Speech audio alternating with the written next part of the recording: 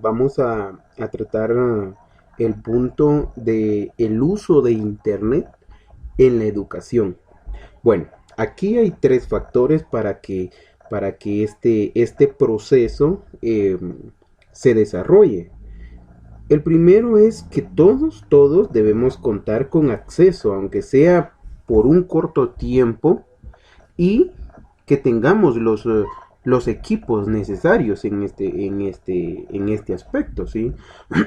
El segundo es la utilidad que se le va a dar como docente, ¿sí? Si yo sé manipular estos aparatos, si yo sé acceder a estas plataformas que en dado momento pues nos facilitan a nosotros la educación por medio del internet. Como ya lo mencionaba antes, hay mucha diferencia entre una clase virtual, hay mucha diferencia entre clase por plataformas. Son características que van de la mano, ¿sí? Van de la mano, pero en dado momento su modalidad, ¿sí? Su modalidad tiende a cambiar un poco. O sea, hay ciertas cuestiones que no van a ir siempre sincronizadas, ¿sí? Y el tercer aspecto es el estudiante, ¿sí?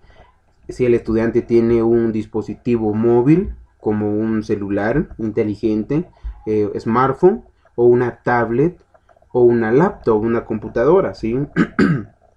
Y qué tan fundamentado está él en el uso de esto, ¿sí? Y la supervisión que va a tener en este aspecto. O sea, son aspectos que hay que irlos viendo, ¿sí? Y tal vez no es por menospreciar nuestra educación, nuestro contexto, pero si lo basamos en nuestra realidad, hay ciertos aspectos en nuestra sociedad que carecen de información en relación al uso de cómo utilizar y cómo darle una seguridad al estudiante para que él siempre continúe con sus clases, aunque en dado momento el papá o el encargado en este caso pues no esté presenciando, ¿sí? No esté a la par de él. Esto también va a depender de la edad con la que vamos a estar contando. Pero en dado momento, tratar el tema de la educación o el uso de Internet en la educación, siempre, como lo dice en la misma palabra, el uso de Internet, pues va a ser indispensable. En este punto va a ser indispensable.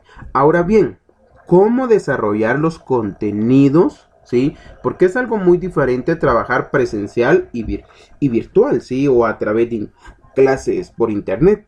O sea, son factores que tenemos que tener muy en cuenta. Y yo en el texto que van a encontrar ustedes, sí, en el texto que van a encontrar en el examen o en la hoja, pues ahí hablo un poco acerca de cómo va a funcionar todo esto, ¿sí? De cómo el maestro tiene que redactar sus textos o preparar sus clases, esto dependiendo cómo él vaya a trabajar para lograr la competencia, ¿sí? ¿Cuál va a ser esta competencia? Que el estudiante en dado momento sea autodidacta, ¿sí? Que sea responsable, porque recordemos que no podemos estar a cada rato con él allí, como en el salón de clase, que yo lo estoy supervisando durante toda una mañana, o otro profesor, pero siempre hay alguien supervisando, en este caso pues no. Y también tenemos que velar en este desarrollo de competencias por el contexto de que no todos los papás son maestros, ¿sí? Y no todos los papás a veces tienen estudios, ¿sí? No es por discriminar, pero es nuestra realidad. A veces hay papás que leen, que aprenden a leer, pero no determinan qué es lo que queremos dar a conocer, si no determinan qué es lo que nosotros estamos planteando. Y aquí entra cierto conflicto, ¿sí? Y cierta frustración donde el papá no puede apoyar al hijo. Y en este caso el estudiante se ve como que en una pared, ¿sí? Porque no puede avanzar, ¿sí? Hasta ver nuevamente al maestro. Entonces son factores que tenemos que ir viendo. En dado momento podemos hablar acá, ok, yo voy a dar mi clase así y voy a desarrollar mis temas de esta manera. Ok, voy a utilizar un ejemplo, no vamos a ir tan lejos, podemos hablar de Zoom. Zoom es una plataforma muy versátil. En dado momento carece de algunas cosas, pero para desarrollar la clase, pues es algo que es viable.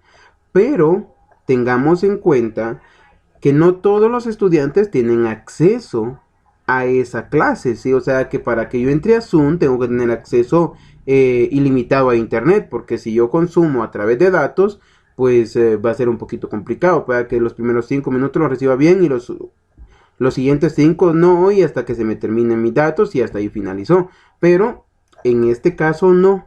Lo que pretendemos con esto es que el estudiante, aparte de que reciba clases, también tiene que tener otro medio, ¿sí? Un medio secundario del cual él se guíe de una explicación. Entonces, ¿cómo vamos a desarrollar todo esto? Como ya lo dije anteriormente, en este texto que desarrollé en la hoja, pues ahí explico cuáles son los pasos que tenemos que tomar en cuenta para que nuestra modalidad educativa sea funcionable. Tal vez el estudiante no va a aprender a un 100%, pero sí va a resolver esas dudas que son necesarias para ir trabajando la materia, ¿sí? Y en este caso, pues vamos a ser más viable, vamos a ser más versátil con nuestra tarea, ¿sí? Con nuestra actividad.